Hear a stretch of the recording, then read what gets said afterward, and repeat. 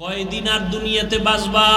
ওই ঢাকার শহরে আগুনের ভেতরে কান্নার আওয়াজ তুমি দেখার পরেও কেন একটু চিন্তা করো না? মা বাবা কোনোদিন তো স্বপ্নেও ভাবে নাই আমার ষষ্ঠ শ্রেণীর সন্তানটা মরে যাবে, আমার চতুর্থ শ্রেণীর সন্তান দুনিয়া থেকে চলে যাবে। ওই সন্তানগুলো কখনো ভাবে নাই বাবার একাই বাব্বু দোয়া করিও আমি লেখাপড়া করে ডাক্তার হব, ইঞ্জিনিয়ার হব। কিন্তু আমার মালিকের আদালতে হিসাব মিলানো হয়ে গেছে, দুনিয়া থেকে চলে যাবে, ডাক্তার আর হতে পারবে না, ইঞ্জিনিয়ার হতে পারবে না, মা বাবা চোখের পানি ধরে রাখতে পারে না। আমার কত স্বপ্ন সন্তানটাকে দিয়া, একটা মা বাবা নিজে না খাইয়া সন্তানের পেছনে সময় ব্যয় করে, নিজের ঘুমের চিন্তা করে না, খানার চিন্তা করে না। ও সন্তানেরা, ওই মা বাবার স্বপ্ন বাস্তবায়ন যদি করতে চাও, মা বাবার দোয়া ছাড়া কোনোদিন সামনে আগানো সম্ভব না। কিসের বাহাদুরি করো রে বাবা? এখনো সময় আছে, তওবা করো। কোন দিন আজরাইল এসে তোমাকে আমাকে নিয়ে যাবে বলা যায় না। তওবা করো আর মনেরে বুঝাও, আমার মতো যুবক যদি স্কুল কলেজে পড়িয়া নামাজ পড়ে আমি পারবো না কেন? তোমার আমার মতো যুবক জেনারেল লাইনে থাকিয়া র্যাব, আর্মি, পুলিশ, বিডিআরের চাকরি করে 5 ওয়াক্ত নামাজ পড়ে তুমি নিজেকে প্রশ্ন করো, তুমি কেন পারবা না? তোমার মতো কত জেনারেল লাইনের সন্তান রাস্তায় গাড়ি চালায়, এক বেলার নামাজও ছাড়ে না, বলো বাবা তুমি কেন পারবা না? তোমার মতো যুবক নদীর মধ্যে মাছ ধরে নামাজ পড়ে, তুমি পারবা না কেন? পর্দার আড়ালের মা বোনেরা, আপনার মতো কত মা কত বোন এখনো আছে পর্দা করে, মোবাইলে সময় নষ্ট করে না, স্বামীর মাল হেফাজত করে, 5 ওয়াক্ত নামাজ আদায় করে। এরে আম্মা জানেরা, আপনারা কেন পারবেন না? বৃদ্ধ বাবাজি, আপনার মতো কত বুড়ারা মসজিদে গিয়া 5 বেলার নামাজ আদায় করে, আপনি কেন পারবেন না? এখনো সময় আছে, তওবার দরজা দিয়া আমার আল্লাহ আপনাকে ডাকতেছেন, বারবার ডাকতেছেন। তওবার দরজা খোলা। আল্লাহকে যদি বলার মতো বলতে পারেন, ও আল্লাহর বান্দারা, আজ এখানে বসে বয়ান শুনতেছেন, আগামীকাল এই টাইম পর্যন্ত সুস্থ থাকার গ্যারান্টি আসেনি? আছে? রাতের বেলা ঘুমায় যাবা, ঘুমের মধ্যে যদি আজরাইল এসে হাজির হয়ে যায় বলা যায় না। অতএব এখনো সময় আছে, তওবা করো। মনেরে বুঝাইয়া আল্লাহকে মনে মনে বলো, হে মালিক, জীবনে তো গুনাহ কম করি নাই, আমার গুনার খবর আমার জমিনে কেউ জানে না। ও আল্লাহ, তোমার দেওয়া পানি, তোমার দেওয়া বাতাস, তোমার দেওয়া সূর্যের আলো, চাঁদের আলো ভোগ করি, অথচ আবার তোমার সাথেই নাফরমানি করি। কত নামাজ ছাড়লাম, রোজা ছেড়ে দিলাম, দাড়ি কাটলাম, বেপরদায় চললাম, মা বাবার সাথে কত বেয়াদবি, শিক্ষকের সাথে কত বেয়াদবি, ওলামায়ে কেরামের সাথে কত বেয়াদবি। আল্লাহকে মনে মনে বলো, হে আল্লাহ, জীবনে আর কোনোদিন গুনাহ করব না। ইয়া আইয়ুহাল্লাযীনা আমানুত্তাকুল্লাহা হাক্কা তুকাতিহি ওয়া লা তামুতুন্না ইল্লা ওয়া আনতুম মুসলিমুন।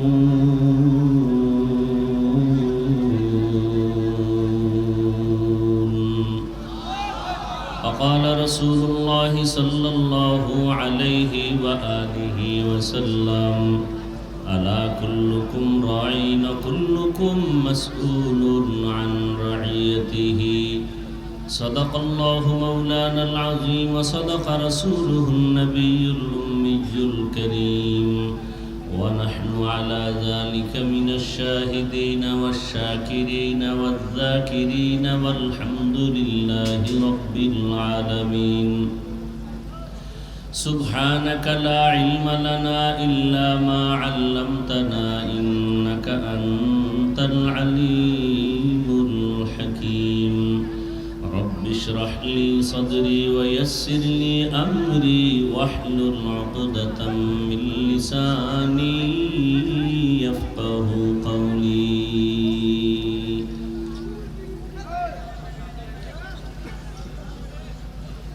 मैं दूर हूँ मजबूर हूँ ऐ सैयद आलम, मैं दूर हूँ मजबूर हो ऐ सैयद आलम, दीदार दिखाते नहीं आवाज सुना दो, दीदार दिखाते नहीं आवाज सुना दो।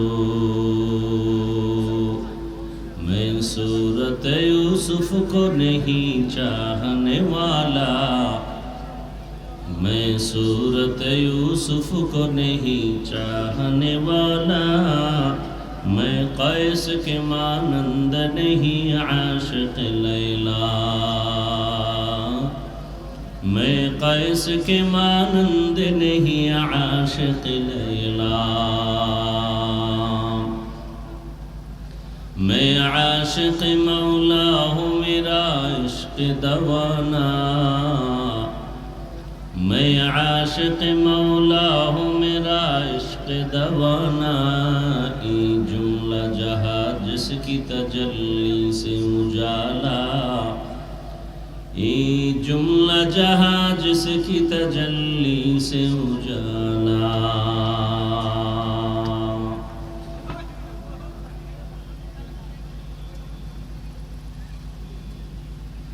ঐতিহ্যবাহী পশ্চিমবাগ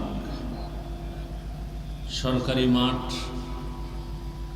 উপস্থিত মোহতারাম সম্মানিত সভাপতি, প্রধান অতিথি, বিশেষ অতিথিবৃন্দ, হযরত উলামায়ে কেরাম, বিভিন্ন জায়গা থেকে আগত আল্লাহ পাকের আশিকিন, জাকিরিন, শাকিরিন, মুহিব্বিন, মুরব্বিয়ান এজম, কলিজার টুকরা আমার সমবয়সী যুবক বন্ধুগণ, স্নেহের ছোট ভাই, পর্দার আড়ালে মাইকের আওয়াজ শ্রবণরতা সম্মানিতা মা ও বোনেরা, আল্লাহ পাকের দরবারে শুকর যে আল্লাহ আমাদেরকে সুস্থ রেখেছেন, আলহামদুলিল্লাহ। হাজারো লাখো মানুষের মধ্য থেকে বাছাই করে পৃথিবীর শ্রেষ্ঠ মজলিস, উলামায়ে আহলে হকের মজলিস, গুনাহ মাফের মজলিস, তওবা কবুলের মজলিসে আমাদেরকে হাজির হওয়ার তৌফিক দান করেছেন। আর একবার শুকর আদায় করি আলহামদুলিল্লাহ। दरूद सलाम सय्यदुल मुरसलीन रहमतुल्लिल आलमीन शफीउल मुज़निबीन खातमुन नबिय्यीन सय्यदुस सकलैन इमामुल मुरसलीन शफीए आज़म रसूल अकरम रहमत आलम नबियुल अरब वल आज़म हबीब किबरिया अशरफुल अंबिया सय्यदुल अंबिया शफीए महशर साक़ी कौसर आका इनामदार मदीना का ताजदार आफ़ताब नबूवत फ़ख्र मौजूदात सय्यदुल मखलूक़ात हज़रत मुहम्मदुर रसूलुल्लाह सल्लल्लाहु अलैहि व आलिहि वसल्लमेर উপর সর্বোপরি শুকর যাদের অক্লান্ত পরিশ্রমের মাধ্যমে আজ সুন্দর আয়োজন, সময় পরামর্শ অর্থ দিয়ে দোয়া করে উপস্থিত হয়ে মাইক লাইট প্যান্ডেলের ব্যবস্থাপনার মাধ্যমে সহযোগিতা যারা করেছেন, প্রত্যেককেই আল্লাহ রাব্বুল আলামিন খেদমতের বরকতে দুনিয়াতে শান্তি, পরকালে মুক্তির ব্যবস্থা করে দিন। আজকের এই মাহফিল পুরা এলাকার জন্য এক রহমত। আল্লাহ পাক এই মাহফিলের বরকতে পুরা এলাকায় শান্তির ফয়সালা করে দিন। শুধু এলাকা না, গোটা দেশের মধ্যে আল্লাহ শান্তির ব্যবস্থা করে দিন। সারা দুনিয়ার অবস্থা বড় করুন, আমার দেশের অবস্থা আরো করুন, মুমিন মুসলমানের ঈমান ও আমলের হালাত আরো করুন। কেমন যেন বিপদের উপরে বিপদ। হাদিস শরীফে আল্লাহর রাসূল বলেছিলেন,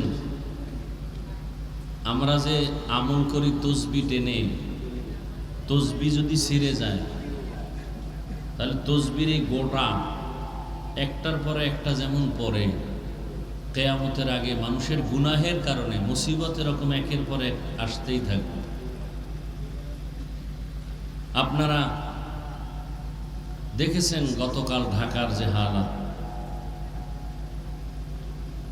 কোনো মানুষ চোখ দিয়া তাকায় সহ্য করতে পারে না, সম্ভব না।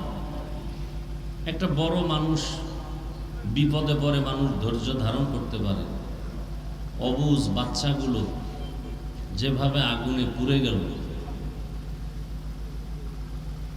অনেক মা তার সন্তানের খবরই পাইতেছে না, কোথায় আছে, কি অবস্থা। আল্লাহ ওদের তো কোনো গুনাহ নাই, শিশু বাচ্চা।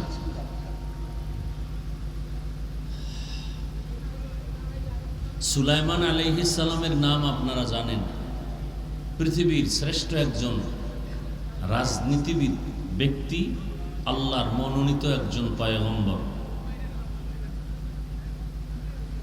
একদিকে আল্লাহ তাকে দান করেছিলেন নবুয়ত, অপরদিকে আল্লাহ তাকে দান করেছিলেন জমিনের খেলাফত। কেমন খেলাফতের দায়িত্ব পালন করেছেন? গোটা দুনিয়া শাসন করেছেন। এ ঘটনা কোরআনে আছে, আপনারা জানেন। যদিও এই কথাটাকে আপনার অন্তরে শতভাগ বিশ্বাস অনেকে করেন না।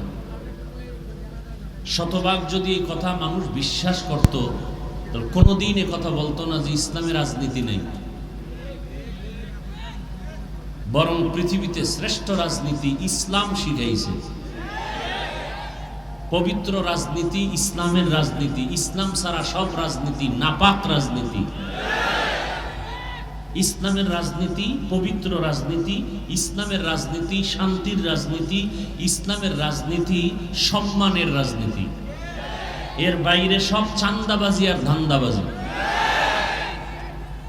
ইসলাম মানুষের অধিকার রক্ষা করার রাজনীতি শিখায়। ইসলামের রাজনীতি শিখিয়ে গেছেন সুলাইমান নবী। ইসলামের পবিত্র রাজনীতি শিখাইছেন রহমাতুল্লিল আলামিন। এ কথাটা শতভাগ অনেক মুসলমান অন্তরে না রাখার কারণে বলে ইসলামে রাজনীতি নেই। অথচ পৃথিবীর শ্রেষ্ঠ রাজনীতির শিক্ষক আমার রাসূল।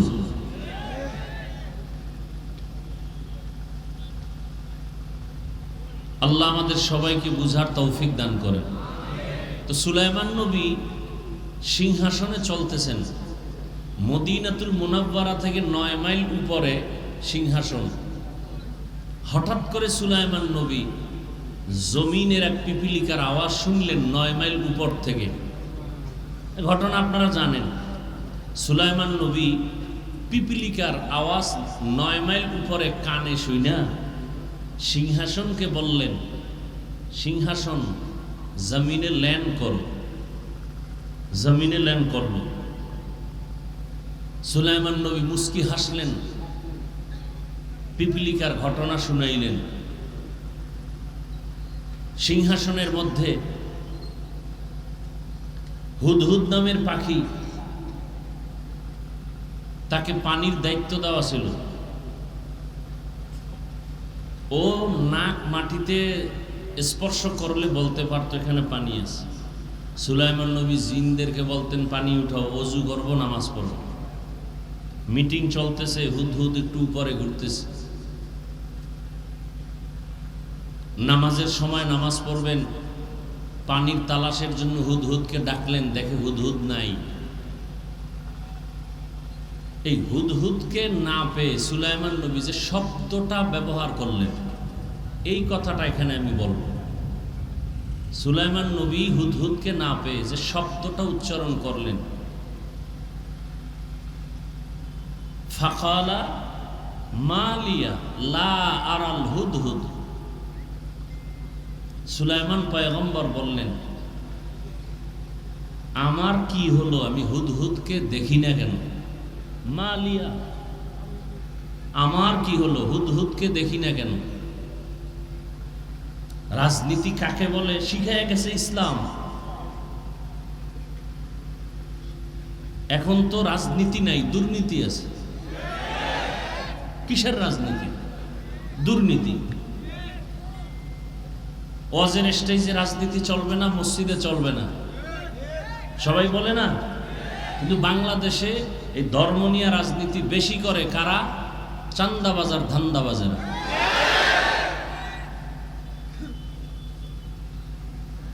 মানে হুজুর কিছু করতে পারবে না, সে মূর্তির মতো থাকবে, আর সব আকাম সাকাম সব অন্যেরা করবে, বাধা দেওয়া যাবে না। আল্লাহ হেদায়াত দান করুন। সুলাইমান পয়গম্বর যে পয়েন্ট আউট করলেন, কোরআনের শব্দ মালিয়া, আমার কি হলো? মসজিদে মুসল্লি নাই, আমরা হুজুরেরা বলি সভাপতি আসে না কেন, তার কি হলো? সুলাইমান নবী শিক্ষা দিলেন, হুদহুদকে দেখি না কেন, আমার কি হলো? এমপি, মন্ত্রী, সরকার, প্রধান উপদেষ্টা, গোষ্ঠী শুদ্ধা সবাই যদি বলে আমার কি হলো যে ঢাকা উত্তরার স্কুলের ছাত্র মরে গেল, আমার কি হলো? আমার কোন অপরাধের কারণে আমার সন্তান মারা গেল, আমার কোন অপরাধের কারণে আমার স্ত্রী কষ্ট পায়, আমার কোন অপরাধের কারণে আজ দেশবাসী কষ্ট পায়, আমার কি হলো যে দেশের মানুষ আমার কথা শুনে না, আমার কি হলো যে আমার এলাকায় অশান্তি। ওমরে ফারুক রাদিয়াল্লাহু আনহু এজন্য বলেছেন, হাসিবু আনফুসাকুম ক্বাবলা আন তুহাসিবু, আসল হিসাবের আগে নিজের হিসাব মিলায় নাও। আসল হিসাব যেদিন শুরু হবে ওদিন আর কোনো পাগলামি চলবে না। শিশু বাচ্চার গুনাহ নাই, ও কষ্ট পায় কেন? মা বাবার গুনার শাস্তি। দেশে অশান্তি কেন? আমার কারণে। আমি মানুষকে বয়ান যা দেই সে বয়ান আমি আমল করি না।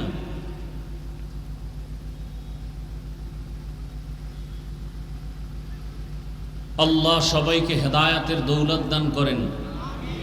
আমার কলিজার কোমলমতি শিশু, কিশোর, যুবক, মা বোন, গার্ডিয়ান যারা গতকাল দুনিয়া থেকে চলে গেছেন, আল্লাহ তাদেরকে সর্বোচ্চ শাহাদাতের মর্যাদা দান করেন। যারা এখনো অসুস্থ অবস্থায় আছেন, আল্লাহ তাদেরকে পূর্ণ শেফা দান করেন। পরিবারের সবাইকে আল্লাহ রাব্বুল আলামিন সর্বোচ্চ ধৈর্য ধারণকারী বানায় দেন এবং যে যাকে হারিয়েছেন আল্লাহ তার সান্ত্বনার জন্য তার থেকে উত্তম নিয়ামত দান করেন।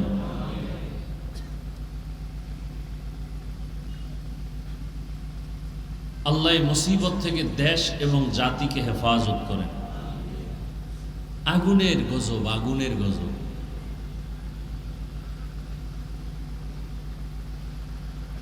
আল্লাহ, আলহামদুলিল্লাহ আপনারা সুস্থ আছেন, আমরা সুস্থ আছি, এটা বড় নিয়ামত। অসুস্থ ব্যক্তিকে জিজ্ঞাসা করেন সুস্থতার মূল্য কত। বাচ্চা আগুনে পুড়ে গেছে, পোশাকটা পর্যন্ত চামড়ার সাথে গলে গেছে,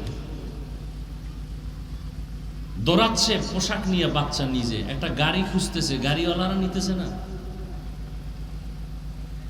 হসপিটালে যাবে, বাচ্চা কাঁদতেছে, সহ্য করা যায় না আগুনের পোড়া। একটা বাচ্চা কানলে সহ্য করা যায় না, বড় কেউ কান্না করলে একটু ধৈর্য ধারণ করা যায়। আজকে অনেকে সাংবাদিক মিডিয়ায় দেখাইছে যে ওর সেই টিফিন পড়ে আছে, খানা পড়ে আছে, ব্যাগ পড়ে আছে, বাচ্চা নেই। নির্মম ইতিহাস।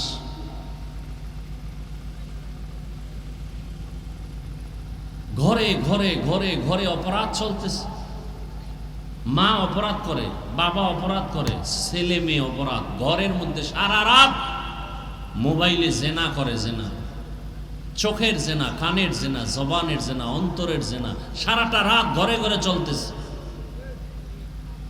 যেই পরিমাণ গুনাহ চলে সারা রাত ঘরে ঘরে, এতে তো ঘুমের মধ্যে আল্লাহর গজব আসা দরকার ছিল, সেই পরিমাণ আসে না কেন? একমাত্র রহমাতুল্লিল আলামিনের উম্মত হওয়ার কারণে আসে না। কিন্তু কপাল খারাপ, চিনলাম না সে রহমতের নবীকে।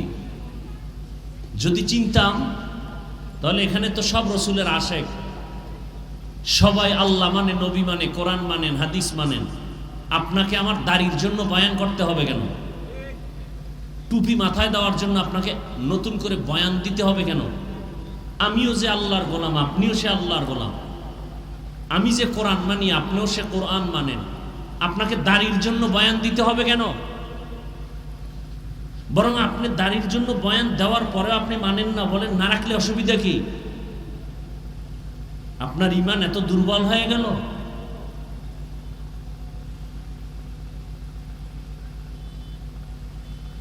সমস্ত উলামায়ে কেরাম দিন নাই রাত নাই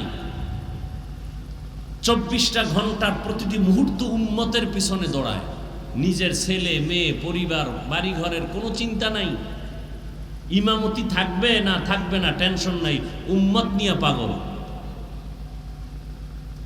উম্মতের জন্য, এই জাতির জন্য আলেম ওলামা যেই পরিমাণ মেধা, যেই পরিমাণ শ্রম, যেই পরিমাণ সময় ব্যয় করেন আর কেউ করে না। যারা করে ওরা সব চান্দাবাজ আর ধান্দাবাজ, স্বার্থের জন্য, নিজের চেয়ার ঠিক রাখার জন্য। আলেম ওলামারা নিজের চেয়ার চায় না, উম্মত চায়, কারণ তাদের দিল রসুলের মহব্বতে ভরপুর। এই জন্য আমি উদাহরণটা এভাবে দেই, সরকারি চাকরি যারা করে, বেসরকারি চাকরি করে, ডিউটি 8 ঘন্টা, নিম্নে বেতন পায় 20,000 টাকা। কিন্তু একজন মসজিদের ইমামের ডিউটি কত ঘন্টা বলেন? বলেন, সত্য কথাটা বলেন। 24 ঘন্টা, বেতন কত? বলেন তো কত বড় জুলুম হচ্ছে। সরকারি বেসরকারি ডিউটি করে, চাকরি করে 8 ঘন্টা, বেতন 20,000, টেবিলের নিচে আরো কত মুক্তার দানা পড়ে থাকে। আর একজন ইমাম 24 ঘন্টা মসজিদ মাদ্রাসায় মেহনত করে, আলেম ওলামা, বেতন 5,000, তাও ঠিক মতো দেওয়া হয় না। মসজিদের সভাপতি দেন কত? বলে 100 টাকা, সেক্রেটারি 50, বেশি দেওয়া যাবে না, তাহলে সভাপতির সাথে বেয়াদবি হবে। এই 100 টাকা বেতন দিয়া ইমামকে গোলামের মতো ব্যবহার করে, রিমান্ডে রাখে ইমামকে, রিমান্ডে। এক বেলার নামাজে না থাকলে জবাব দিতে দিতে দফা ঠান্ডা হয়ে যায়। রিক্সা ড্রাইভারও ধমক দেয়, হুজুর ছিলেন না, গেছিলেন কই? ইমাম সাহেব বলে, কে তুমি আমাকে ধমক দাও? বলে, আমি রিক্সা ড্রাইভার। পাওয়ার কি? বলে, 5 টাকা বেতন দেই। এই পাওয়ার। এগুলো কেন হচ্ছে? কাকে আপনি দোষ দিবেন? আমি যদি আপনাকে এই আঙ্গুলের টিপ না দেই, তা আপনি তো আমার নেতা হতে পারবেন না। তাহলে টিপ দেওয়ার আগে হিসাব করেন কাকে নেতা বানাবেন। জালেমকে, দুর্নীতিবাজকে? মুরগি আমানত রাখবেন শিয়ালের কাছে, আর যদি বলেন মুরগি পাইলাম না কেন, জুতার বাড়ি শিয়াল পাবেন আপনি? কথা বলেন না কেন? শিয়ালের কাছে মুরগি আমানত রাখলে যা হয়, মাদ্রাসা মসজিদ আর ধর্মের চাবি সুদখোর, ঘুষখোর, দুর্নীতিবাজ, চরিত্রহীনের কাছে দিলে তো তাই হবে। চরিত্রহীন, দুর্নীতিবাজ, সুদখোর, ঘুষখোর, এর হাতে যদি মাদ্রাসার চাবি থাকে, সে মাদ্রাসা ধ্বংস হয়ে যাবে। এর হাতে যদি মসজিদের নেতামি থাকে, মাস্তানি থাকে, মসজিদ ধ্বংস হয়ে যাবে। সিলেটের মানুষ তো এটা পারে না। আমরা সিলেটের মানুষকে মাথার মুকুট মনে করি শাহজালাল রহমতুল্লাহ আলাইহি, শাহপরান রহমতুল্লাহ আলাইহির কারণে। কিন্তু আপনাদের হালাত কি? কাকে টিপ দিবেন হিসাব আগে মিলাই নেন। হাসিবু আনফুসাকুম ক্বাবলা আন তুহাসাব। আসল হিসাবের আগে নিজের হিসাব মিলাই নেন। আল্লাহ সবাইকে মাফ করেন। শিয়ালের হাতে মুরগি আমানত দিয়েন না, নিজের ক্ষতি টেনে আনবেন না, খবরদার। ওলামায়ে কেরাম অনেক আলোচনা করেছেন, অনেক দূর প্রোগ্রাম, ভাবতেই পারিনি এত দূরে, এত ভেতরে। 7 ঘন্টা একটানা গাড়িতে বসে। আমি অসুস্থ মানুষ, অনেক অসুস্থ। ওয়াদা রক্ষার জন্য আসলাম, 2 রাকাত মাত্র ফরজ নামাজ পড়লাম, আবার খাওয়ার জন্য নিল আরো ভিতরে। তারপর আপনারা ধৈর্যের পরিচয়ে বসে আছেন, আলহামদুলিল্লাহ। আমাদের হাতে কিছু নাই, আল্লাহর কাছে অভাব নাই। আপনাদের দিলের নেক তামান্না আল্লাহ কুদরতের দ্বারা পূরণ করে দেন। আল্লাহর কাছে কিছু পাই না পাই, অন্তত হেদায়াত পেয়ে যাই। বাড়ি আছে, গাড়ি আছে, টাকা আছে, সব আছে, হেদায়াত নাই, কিচ্ছু নেই। আর বাড়ি গাড়ি কিচ্ছু নাই, হেদায়াত আছে, সব আছে। কি আমাদের হুজুরদের টাকা নাই, পয়সা নাই, বাড়ি নেই, গাড়ি নেই, সম্মান আছে না নাই? বলেন বলেন। করোনা স্কুল কলেজ ভার্সিটি সব বন্ধ, চাকরি বন্ধ, ফ্যাক্টরি বন্ধ, কোরআনের ফ্যাক্টরি বন্ধ হয় নাই। কুলাঙ্গারের বাচ্চা মাস্ক লাগায় বসে আছে, করোনা বাবারে ধইরা ফেলছে, কাছে যায় না, মরার ভয়। শিক্ষিত কুলাঙ্গার একটা না ট্রিপল মাস্ক লাগাইছে, মরবে না। সেই সময়ের ইতিহাস, আমার দেশের টুপিওয়ালারা সেই করোনার লাশগুলো নিজ হাতে নিয়ে কাঁধে ধরলেন, গোসল করাইলেন, কাফন পড়ালেন, জানাজা পড়ায় কবরে রাখলেন। একজন হুজুরও করোনায় মরে নাই। এই জাতির যুবকদেরকে বলছি, এই জাতির জন্য নিঃস্বার্থ কলিজার আপন বন্ধু ওলামায়ে কেরাম সারা নিঃস্বার্থ আর কেউ না, আর সব স্বার্থপর।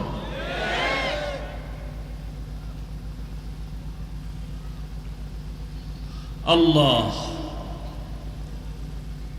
ইমাম সাহেবের এত কিছু কষ্ট দেয়, এত কিছু করার পরও কোনোদিন বরদোয়া করে না, কলিজা দিয়ে দোয়াই করে। আল্লাহ এলাকায় শান্তি দাও, অসুস্থ রোগীরে সুস্থ বানাও, কবরওয়ালাদের জান্নাত দাও, চাকরি ব্যবসা যারা করে বরকত বাড়াও। এই দোয়া তো আর কেউ করে না। জাতির কল্যাণে চোখের পানি ফেলে ওলামায়ে কেরাম, আর এই মানুষগুলো পদে পদে আলেমদের সাথে গাদ্দারি করে, বেয়াদবি করে।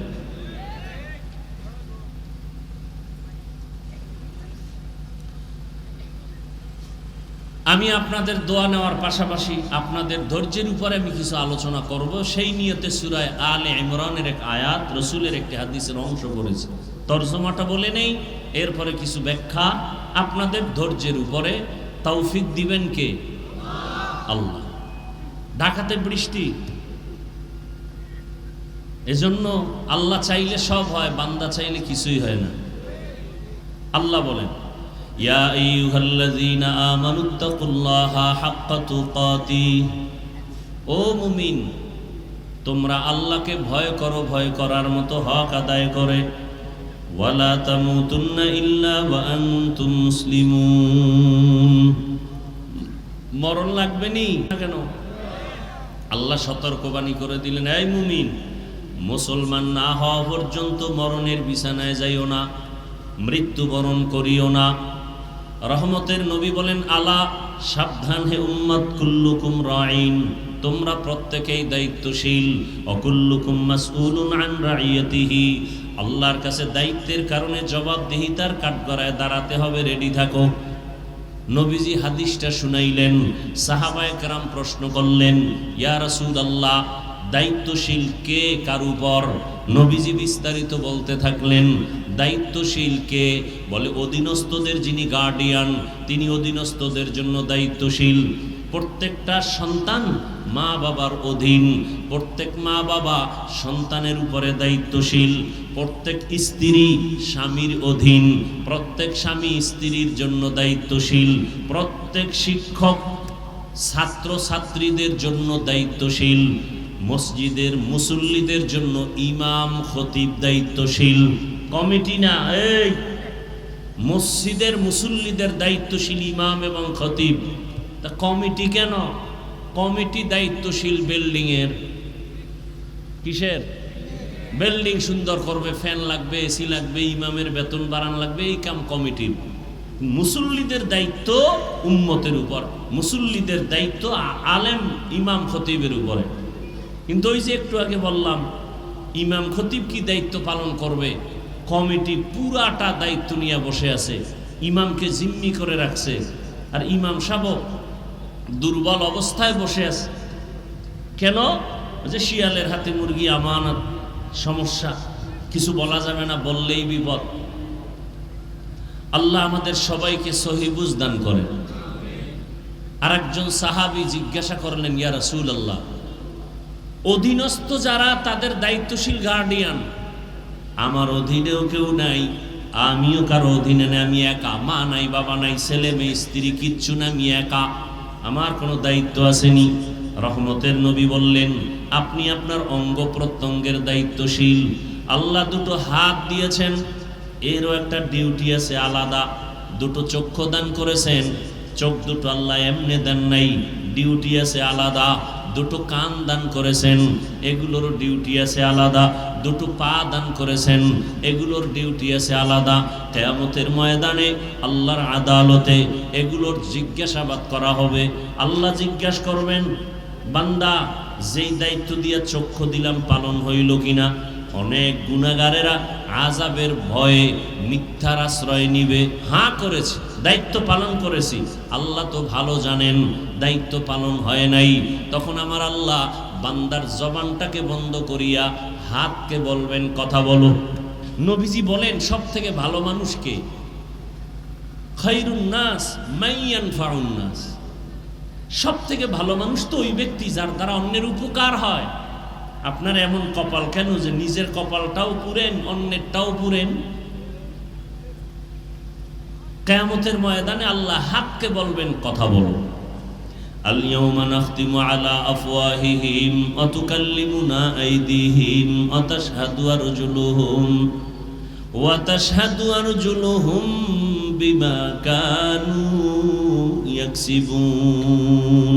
দস্তগুয়াদ মঞ্চুনি দুজদিদা আম লব্বগুয়াদ মঞ্চুনি বসিদা আম চশমগুয়াদ চিদা আম গামজা হারাম গোশগুয়াদ চিদা আম সমরুল কালাম।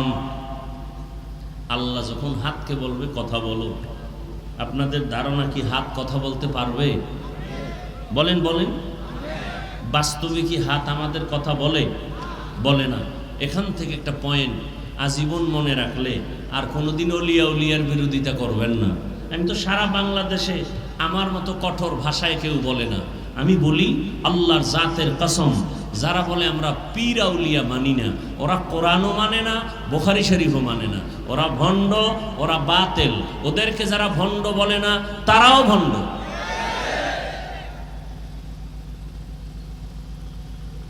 আল্লাহর জমিনে সব থেকে বড় দুশ্মন দুই দল। আল্লাহর জমিনে আল্লাহর বড় দুশ্মন কয় দল? এক দল সুদখোর আর এক দল ওলিয়া উলিয়ার দুশ্মনেরা।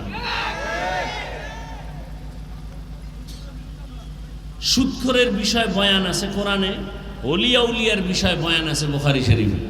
এজন্য বললাম যারা ওলিয়া উলিয়া মানে না, এরা কোরআনও মানে না, বুখারী শরীফ মানে না, এরা ভণ্ড। এদের যারা ভণ্ড বলে না তারাও ভণ্ড। আল্লাহ হেদায়েত দান করুন। তাহলে হাত কথা বলতে পারে না, এটাই বাস্তব।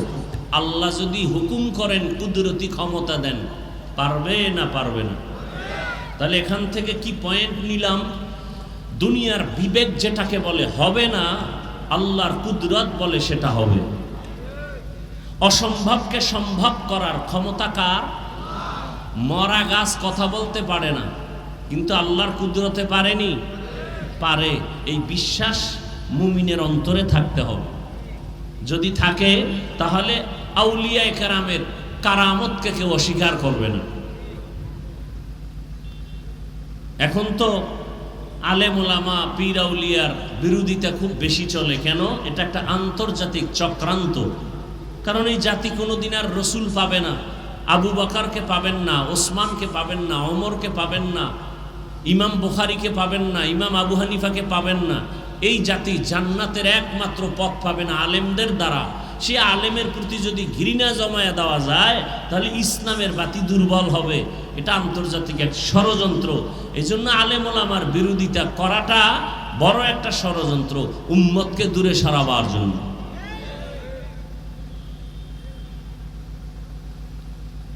আল্লাহ কিয়ামতের দিন আল্লাহ যখন বলবেন হাত কথা বলো, সাথে সাথে কথা বলা শুরু করবে। ও আল্লাহ, যেই কাজের জন্য হাত দিছো, হাতের দ্বারা মা বাবার উপকার করবে, করে নাই। হাতের আঙ্গুলগুলো দিয়া দিয়া কোরআনের লাইনে টেনে টেনে কোরআন পড়বে, পড়ে নাই।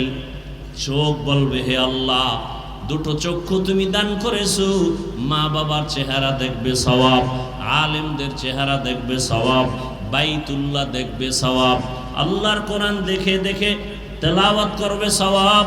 কিন্তু এই চক্ষু দিয়া মা বাবার চেহারাটা মহব্বতে দেখে নাই, আলেমদের চেহারা মহব্বতে দেখে নাই, এই চক্ষু দিয়া বাইতুল্লাহর দিকে তাকায় নাই। সারাটা রাত মোবাইল সামনে নিয়া চক্ষু দিয়া তাকায় তাকায়া চোখের জিনা করে করে রাত কাটিয়েছে। কিয়ামতের ময়দানে আল্লাহর কাছে চোখ বলবে, পালাবার কোনো সুযোগ হবে না। আল্লাহর আদালতে বড় জবাবদেহিতার কাঠগড়ায় দাঁড়াতে হবে। এই জন্যই তো জান্নাতের টিকিট হাতে পাইয়া আবু বকর সারা রাত কান্না করেন, ইয়া রাসূলুল্লাহ, হাসরের ময়দানে আল্লাহর আদালতে আমি কি জবাব দিব সেই ভয়ে কান্না করতেছি। অথচ জান্নাতের টিকিট তাদের হাতে রেডি। তাহলে তাদের আমল কত সুন্দর, ইখলাস কত সুন্দর, এরপরেও কান্না করছেন। তাহলে আপনার আমার তো আমলই নাই, তাহলে আপনার আমার কি পরিমাণ কান্না করা উচিত। অথচ কান্না তো করি না, অন্যে যদি কাঁদে তাও পছন্দ করি না। অথচ সিলেটের মানুষের জন্য এবারাত উপদেশ যে মানুষ তোর কপাল খারাপ কেন, আল্লাহর আযাবের ভয়ে সিলেটের পাথর পাহাড় বেয়ে বেয়ে পানি পড়ে। আল্লাহর কোরআন বলে সিলেটের পাহাড়ের পাথরগুলো কাঁদে আযাবের ভয়ে। মানুষ কি তুমি এত খারাপ যে তোমার চোখে পানি নাই? আল্লাহ বলেন, সুম্মা কাসাত কুলুবুকুম মিন বাদি যালিকা ফাহিয়া কাল হিজারা আও আশাদ্দু কাসওয়া ওয়া ইন্না মিনাল হিজারাতি লামা ইয়াতাফাজ্জারু মিনহুল আনহার। আল্লাহর আযাবের ভয়ে পাথর কান্না করে করে ঝর্ণা প্রবাহিত করেছে। তুমি জাফলংয়ে গিয়ে দেখো, পাথর থেকে ঝর্ণা পানি পড়তেছে।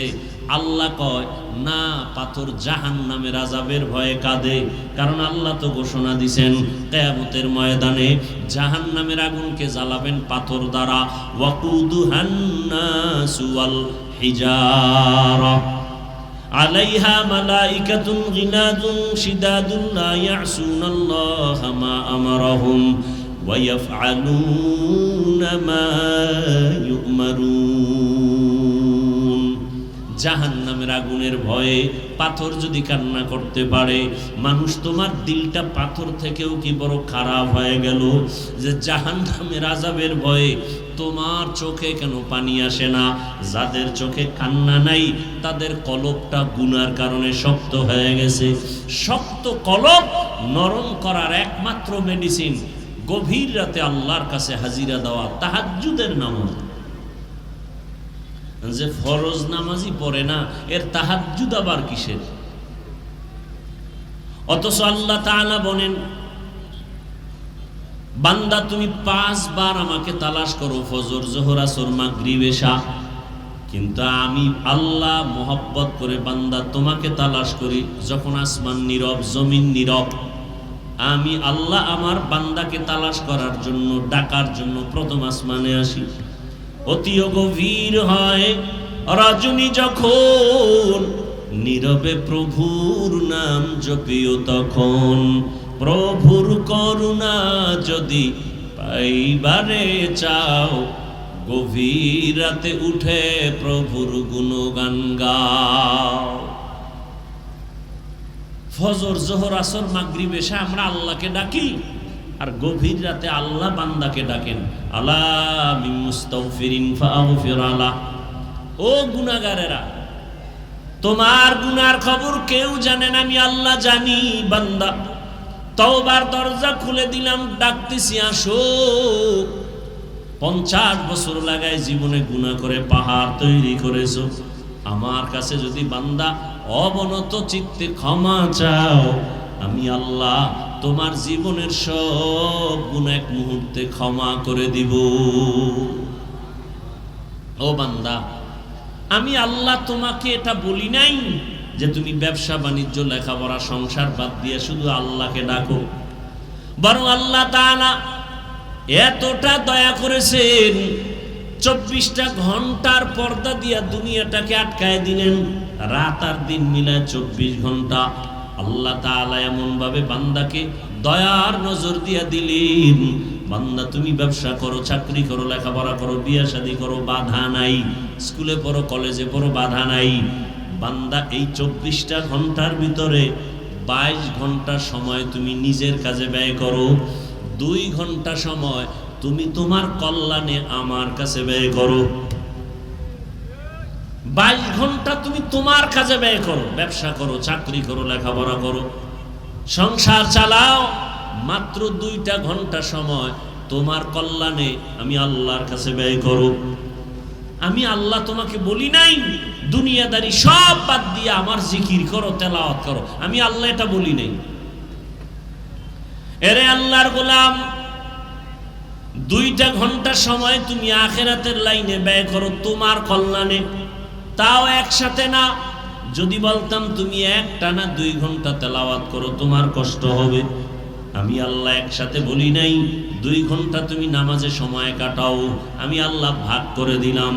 ফজরে 20 মিনিট, জোহরে 20 মিনিট, আসরে 20 মিনিট, মাগরিবে 20 মিনিট, আবার এশার নামাজে 20 মিনিট। এই ফাঁকে ফাঁকে 20 মিনিট দিয়া ব্যবসাও চালাও, চাকরিও করো, সংসারও চালাও, তোমার সন্তানের হক আদায় করো, স্ত্রীর হক আদায় করো, তোমার চাকরিও ঠিক রাখো। 20 মিনিট করে করে তুমি সময় দাও 5 বেলা নামাজে। যদি দাও তাহলে ব্যবসাও তোমার নেকের পাল্লায় ওজন করা হবে। রহমতের নবী বলেন, আত-তাজিরুস সুদুকুল আমিন মা'আন নাবিয়্যিন ওয়াস সিদ্দিকিন ওয়াস শুহাদা ওয়াস সালিহিন। যারা সততার সাথে ব্যবসা করবে, নবী বলেন তারা আমার সাথেই জান্নাতে থাকবে। রহমতের নবী বলেন, কেউ যদি এশার নামাজ পড়ে ঘুমায়, আবার ঘুম থেকে উঠে যদি ফজরের নামাজ আদায় করে নেয়, আল্লাহর নবী বলেন ওই ঘুমের সময়টাও নেকের পাল্লায় ওজন করা হবে। মাকুন সুসুতি নামাজে পাঞ্জেগানা ফাওয়াইলুল লিল মুসাল্লিনাল্লাযিনা মুমিনারা এই নামাজ এমদাদে দা ইস্তাইনু আয়াতে কুর আবাখা আয়াতে কদ আফলাহারা ইয়াদকুন গৌর কুন্দর মানিয়াজ দিল সাদেকুন। আল্লাহ তাআলা বলেন, বান্দা খাঁটি মুসলমান না হইয়া তুমি মরণ বরণ করিও না। মুসলমান হইতে হলে বান্দা তোমার হৃদয়টাকে, কলবটাকে গুনাহমুক্ত করতে হবে। আর গুনাহমুক্ত করার জন্য আল্লাহর কাছে তোমার ভয় বা তাকওয়া অন্তরে জমা করতে হবে। এই জন্য আল্লাহ বলেন, আমাকে ভয় করার মতো হক আদায় করে ভয় করো এবং তুমি খাঁটি মুসলমান হইয়া মরণ বরণ করো। এই ভয় বা তাকওয়া অন্তরে জমা করো।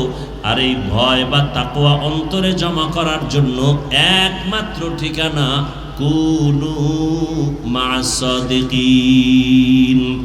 আল্লাহর প্রিয় বান্দা মুত্তাকি যারা, এদের নেক নজর লাগাও, এদের নেক নজর নিয়া নিজের অন্তরকে পরিশুদ্ধ করো, গুনাহমুক্ত জীবন নিয়ে চলো।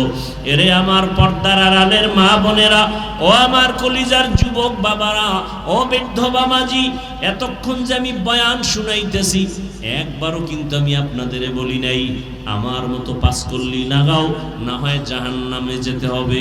আমি কওমি মাদ্রাসার সন্তান, আপনারাও কওমি মাদ্রাসায় যান, স্কুল বন্ধ করে দেন, একবারও বলি নাই। আমি তাবলীগের লাইনের সন্তান, আমি আপনাকে একবারও বলি নাই যে আপনি তাবলীগে না গেলে জাহান্নামে যাবেন। আমি পীরের মুরিদ, আপনাদের একবারও বলি নাই পীরের কাছে যেতেই হবে, না হয় জাহান্নাম ছাড়া উপায় নাই। বরং আমি আপনাদের বলবো, আপনি স্কুলে পড়েন, কলেজে পড়েন, চাকরি করেন, ব্যবসা করেন, বাধা নাই। আমার পরামর্শ হলো ওখানে থাকিয়া জান্নাতের পথটাকে সুন্দরভাবে নিজে তৈরি করেন। স্কুলে পড়িয়া, কলেজে পড়িয়া, চাকরি ব্যবসা ঠিক রাখিয়া জান্নাত পাওয়ার কি রাস্তা নাই? কথা বলেন না কেন?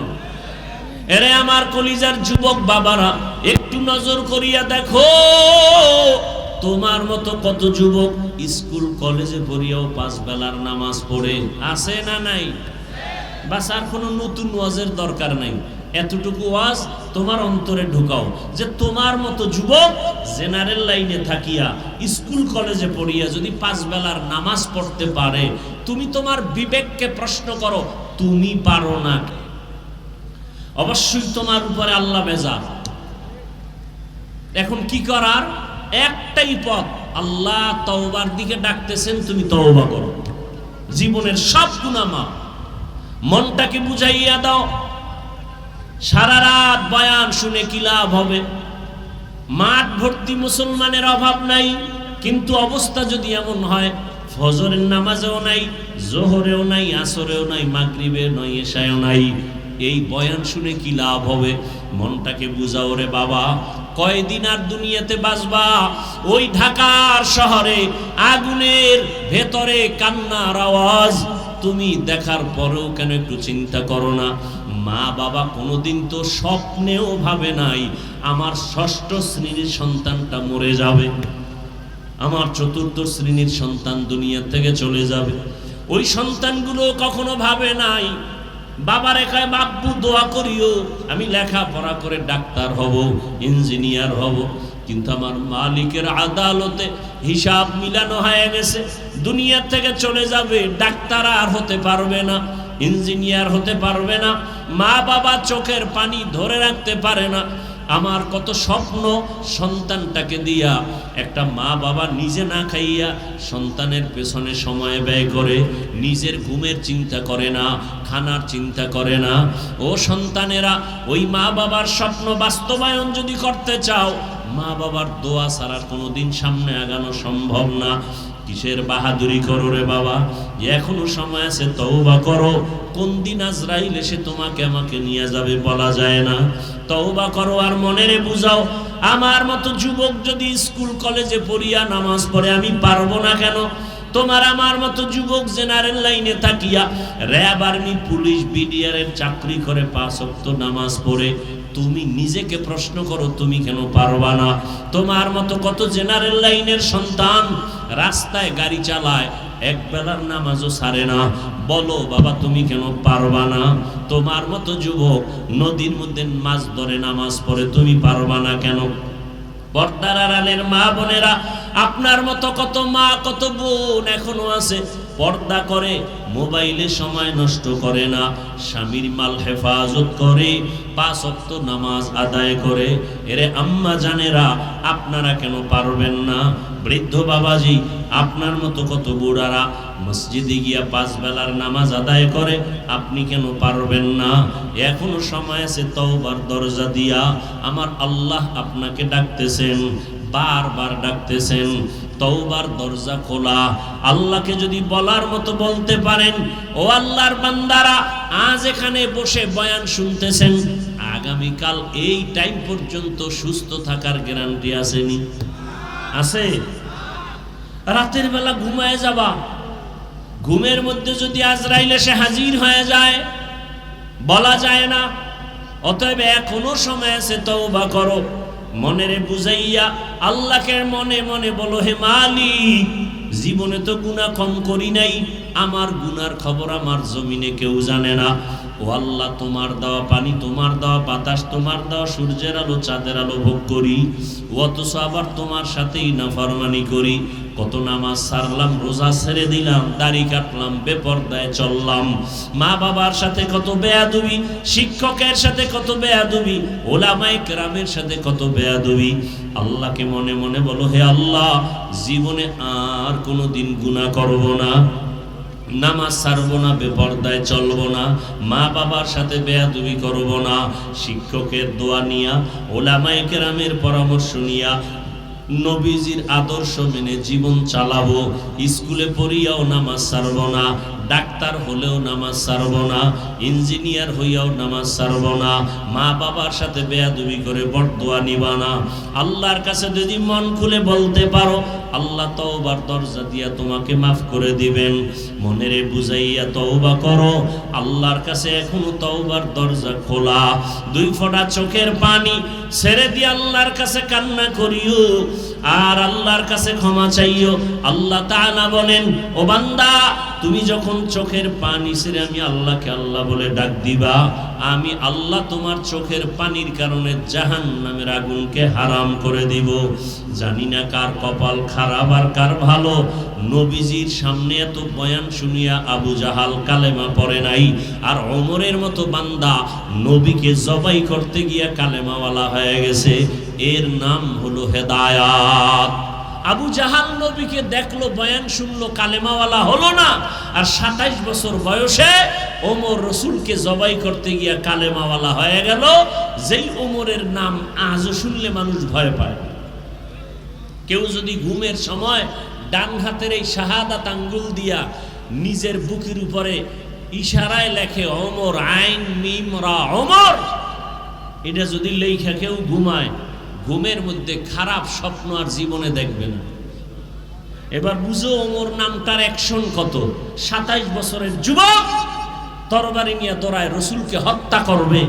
সেই ওমর কালেমাওয়ালা হয়ে গেল।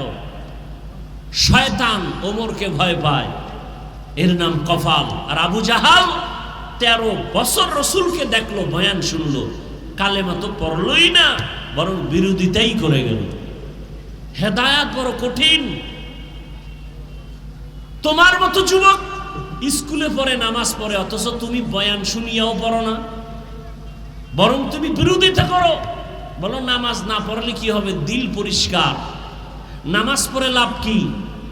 অথচ তোমার লাইনের মতো যুবক জেনারেল লাইনে থেকে নামাজ পড়ে। ঢাকা কলেজে যাও, কলেজে ক্লাস করে, মাথায় পাগড়ি, দাড়ি, বিশাল বড় জামা, মনে হয় মসজিদের কোনো খতিব, অথচ আরবিও জানে না।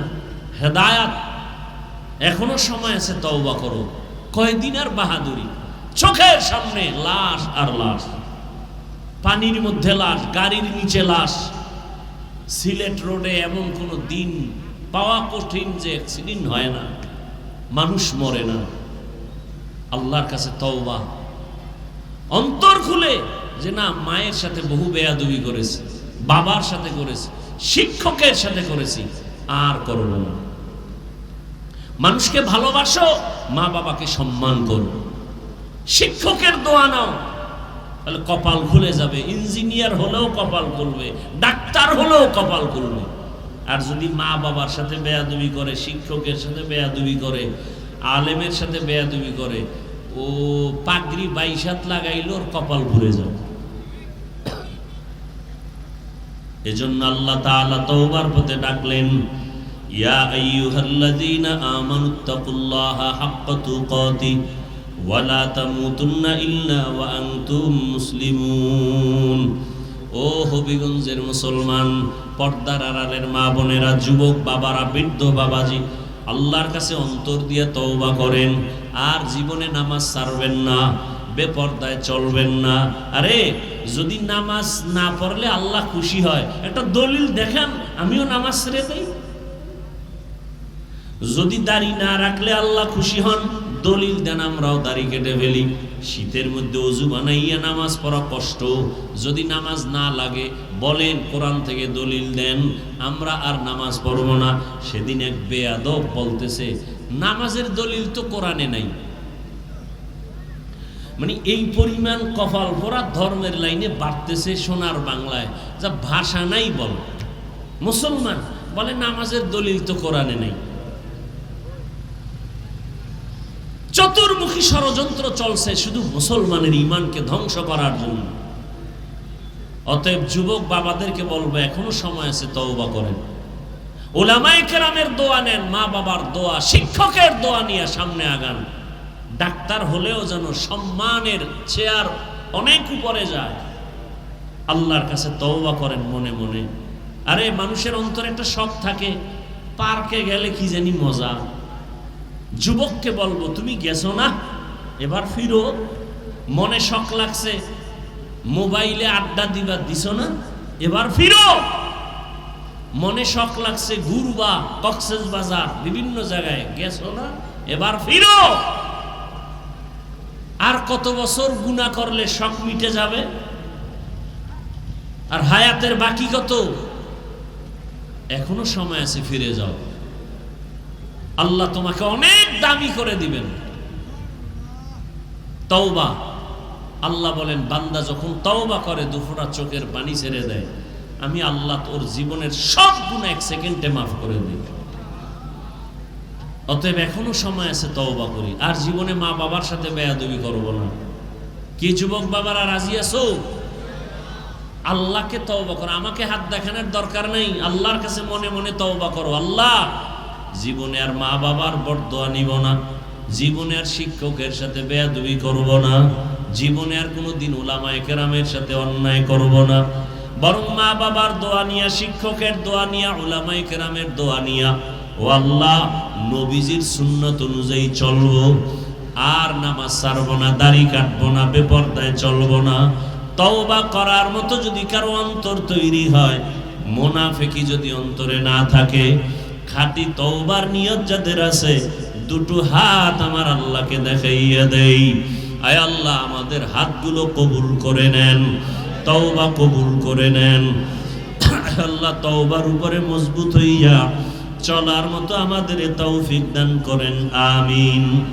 আলহামদুলিল্লাহি রাব্বিল আলামিন, والصلاة والسلام على سيد الأنبياء والمرسلين وعلى آله وأصحابه أجمعين يا أرحم الراحمين يا أرحم الراحمين يا أرحم الراحمين رب ارحمهما كما ربياني صغيرا اللهم إنك عفو كريم تحب العفو فاعف عنا اللهم إنا نسألك رضاك والجنة ونعوذ بك من سخطك والنار اللهم إنا نعوذ بك من البرص والجنون والجذام وسيء الأسقام উদয়ার মালিক, দুনিয়ার সব বাড়িওয়ালাদের দরজা এখন বন্ধ, আপনার রহমতের দরজাগুলো খোলা। খোলা আসমানের নিচে আপনার বান্দাদেরকে নিয়ে হাজির হয়েছি। আমার কলিজার কত উলামায়ে কেরামরা এখানে হাজির, কত যুবক, কত বৃদ্ধ, কত ছাত্র ভাই, পর্দার আড়ালে কত মা বোনেরা। ও আল্লাহ মেহেরবানি করে আমাদের সবার জীবনের গুনাহগুলো মাফ করে দেন। আজকের মাহফিল কবুল করে নেন, আয়োজনকারী সহযোগিতাকারীদের কবুল করে নেন, দান সদকা যারা করেছেন কবুল করে নেন, এলাকায় শান্তির ফয়সালা করে দেন, মা বোনদের আবেদা পর্দাওয়ালা বানায় দেন, সন্তানগুলো নেককার বানায় দেন, যারা লেখাপড়া করে পরীক্ষার্থী কামিয়াবি দান করেন। আয় আল্লাহ সারা দুনিয়াবাসীকে মাফ করে দেন, বাংলাদেশ শান্তির দেশ বানায় দেন। আয় আল্লাহ আমরা এখানে সুস্থতার সাথে মোনাজাত করছি, বয়ান শুনছি, বয়ান করেছি, কিন্তু কত মায়ের চোখে এখনো পানি। ঢাকার শহরে গতকালের ঘটনা কেউ বরদাস্ত করতে পারে না, কত মায়ের ঘুম হারাম হয়ে গেল। আয় আল্লাহ তাদের কলিজাটা ভেঙ্গে চূর্ণ বিচূর্ণ হয়ে গেছে, অনেকে সন্তানের খোঁজও এখন পর্যন্ত পায় নাই। ও আল্লাহ যারা দুনিয়া থেকে চলিয়া গেল, আয় আল্লাহ তাদেরকে শাহাদাতের উচ্চ মর্যাদা দান করেন। আয় আল্লাহ মা বাবা আত্মীয় স্বজন যারা চোখের পানি ফেলে কান্না করতেছে, আয় আল্লাহ তাদেরকে সাবিরিনদের অন্তর্ভুক্ত বানায় দেন। আয় আল্লাহ তাদের ধৈর্য ধারণ করার তৌফিক দান করেন। সন্তান হারা, মা হারা, বাবা হারা, ভাই হারা, আয় আল্লাহ যে যাকে হারাইয়া অসহায়, কুদরতের দ্বারা তাদেরকে উত্তম নিয়ামত দান করেন। আয় আল্লাহ বাংলাদেশ শান্তির দেশ বানায়া দেন, জুলুম থেকে দেশ ও জাতিকে হেফাজত করেন। আয় আল্লাহ সমস্ত মসজিদ মাদ্রাসাগুলো কবুল করে নেন।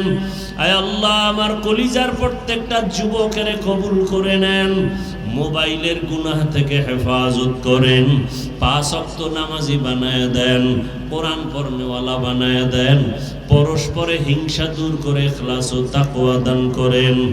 আয় আল্লাহ গুনাহের প্রতি ঘৃণা জমায় দেন।